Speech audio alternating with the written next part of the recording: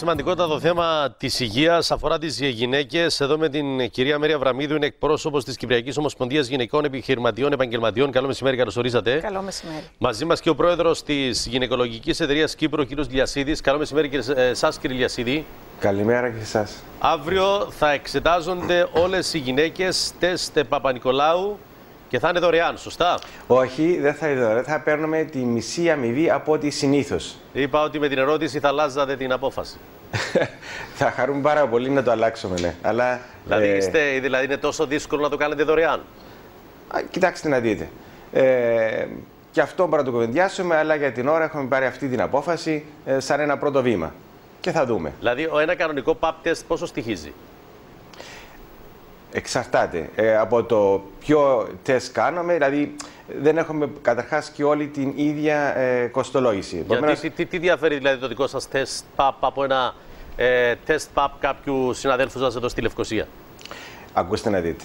Σε τι διαφέρει η δική σας συνεισφορά εκεί που εργάζεστε από τη συνεισφορά ενός άλλου συναδέλφου? Καμία απολύτως σχέση. Το τεστ Παπα-Νικολάου είναι το ίδιο. Δηλαδή δεν κάνετε μια εκπομπή, ξέρω εγώ, και κάνει και κάποιος άλλος. Καμία σχέση. Αυτό που λέτε δεν συγκρίνεται. Ναι. Κύριε Κυράκο, αν είχαμε ενιαίες τιμές, θα είχαμε πρόβλημα και με το σύνδεσμο των καταναλωτών. Δηλαδή δεν μπορούμε να έχουμε ενιαίες τιμές, ούτε να επιβάλλουμε ενιαίες τιμές.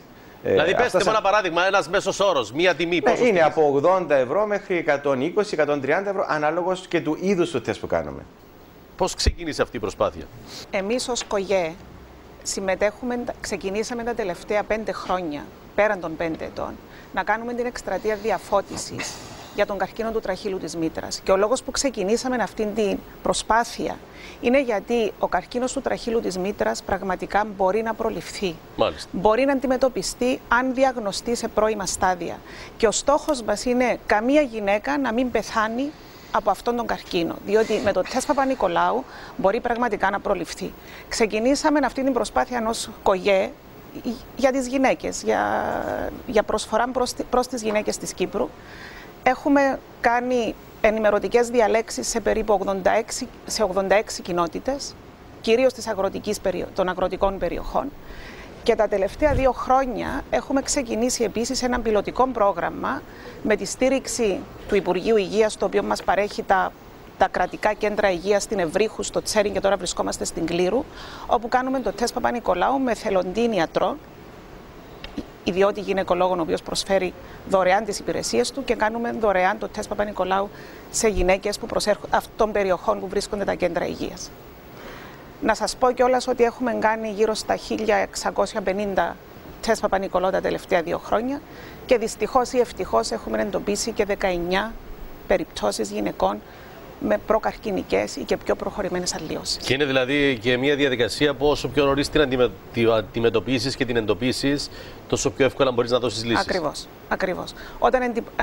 Ο καρκίνος του τραχύλου της μήτρας μας δίνει πολλά χρόνια μέχρι να εξελιχθεί. Σε όλα αυτά τα χρόνια, με το τεστ Παπα-Νικολάου μπορεί να εντοπιστούν οι πρώιμες αλλοιώσεις, να αντιμετωπιστούν από τους γυναικολόγους έγκαιρα και να μην νοσήσει δηλαδή η γυναίκα από καρκίνο του τραχύλου της μήτρας. Τώρα, εσείς θεωρείτε ότι δεν μπορούσαν να το κάνουν δωρεάν μια μέρα?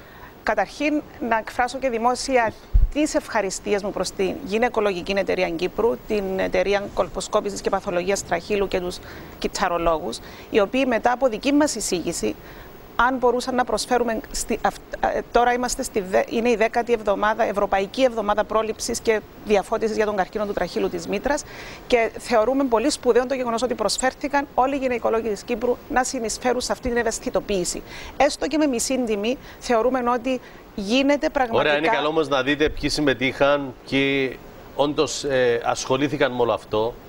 Να το δείτε στην πράξη και να μας τα ανακοινώσετε. Δηλαδή, τόσοι γυναικολόγοι Παγκύπρια να μας το ανακοινώσει και η Γυναικολογική Εταιρεία. Τόσες γυναίκες. Ναι, αυτό μπορούν να μας το ανακοινώσουν, νομίζω, για να ξέρουμε δηλαδή ακριβώς πώς ήταν η βοήθεια και πόσο σημαντική είναι αυτή η συνεισφορά των γυναικολόγων. Ναι. Θεωρώ ότι είναι πολύ σημαντική η συνεισφορά. Είναι σημαντική, ναι. Μπορεί να γίνει ακόμη πιο σημαντική. Ναι. Οτιδήποτε προσφέρεται οτιδήποτε προσφέρεται προς τις γυναίκες σε αυτόν τον τομέα είναι σημαντικό.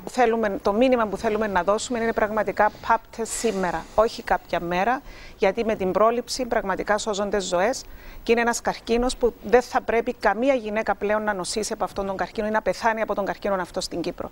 Υπάρχει το τεστ Παπα-Νικολάου, στα κρατικά νοσηλευτήρια, σε ιδιώτες γυναικολόγους. Πρέπει οι γυναίκες όλες να αποφασίσουν και να κάνουν τον προληπτικό έλεγχο.